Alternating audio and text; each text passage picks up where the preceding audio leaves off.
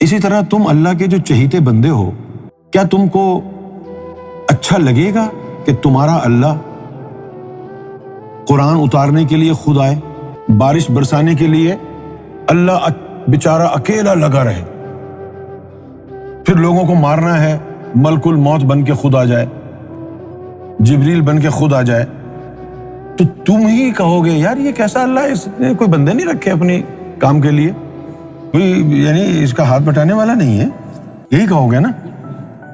تو تمہارے دماغ کا مسئلہ ہے، تم مدد کو پتہ نہیں کیا سمجھتے ہو۔ اگر مدد کرنا اتنی ہی بری چیز ہوتی تو اللہ تعالیٰ نے تو قرآن میں یہ بھی کہا ہے کہ اللہ کی مدد کرو، یہ قرض حسنہ ہوگا، اللہ کے رسول کی مدد کرو۔ مدد کرنا کوئی بری بات ہے؟ مدد کرنا محتاجگی کی علامت نہیں ہے۔ اگر کوئی فرشتہ، کہتے نہیں ہیں لوگ، ملائکہ، جبریل، اب یہ کہتے ہیں کہ بھئی یہ اللہ تعالیٰ کا حکم کی بجا آوری کرتے ہیں، اور کوئی یہ کہتے ہیں کہ یہ اللہ کی مدد کرتے ہیں، تو بات تو ایک ہی ہے۔ اسی طریقے سے دنیا کا موسٹ پاورفل انسان، اگر اس کو آپریشن کی ضرورت ہوگی، کیا وہ خود کر لے گا اپنا آپریشن؟ دنیا کا سب سے بڑا سرجن، اگر اس کے سرجری کرنے کی بات آئی تو کیا وہ خود کر لے گا اپنی سرجری؟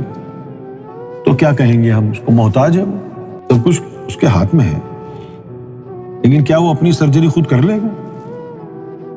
تو اسی طرح اس میں کیا آر ہے؟ سرکار کتنی بڑی ذات ہے، اس کا کوئی اندازہ نہیں، لیکن ایک مخصوص آدمی آتا، سرکار کے جو ہے خط بناتا، شیو کرتا۔ اچھا نہیں ہے کہ سرکار آرام سے بیٹھے ہوں اور کوئی شیو کر رہا ہو۔ اب آپ کے دماغ کے اندر کیا بھرا ہوا ہے اس پر ڈیپینڈ کرتا ہے کہ آپ اس کو خدمت سمجھیں یا مدد۔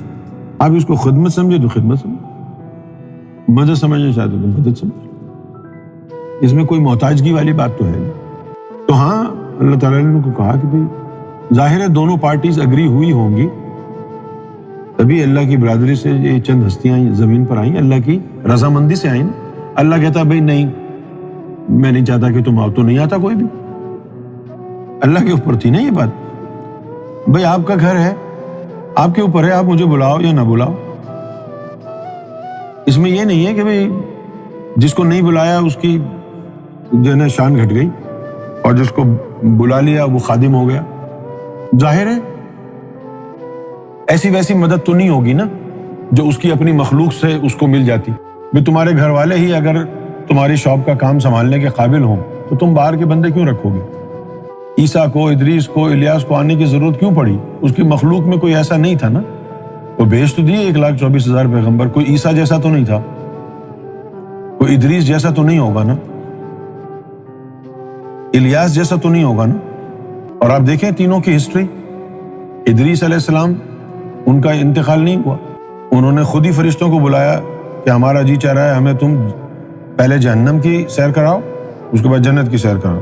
اپنی نیت کو دبا کے بیٹھ گئے وہ تو ادریس علیہ السلام تھے نا، جبریل کو کیا پتا کیا سوچ رہے ہیں وہ، جبریل اللہ کو کیا پتا کہ وہ کیا سوچ رہے ہیں۔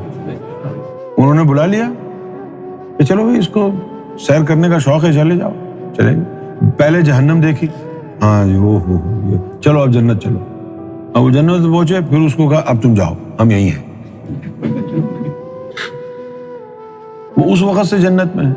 آج تم سب قرآن میں پڑھ لیتے ہو سورہ قلم، پھر پڑھ لیتے ہو کہ بھئی اللہ تعالیٰ نے جو ہے سب سے پہلے قلم کو بنایا، اس کو کہا لکھ۔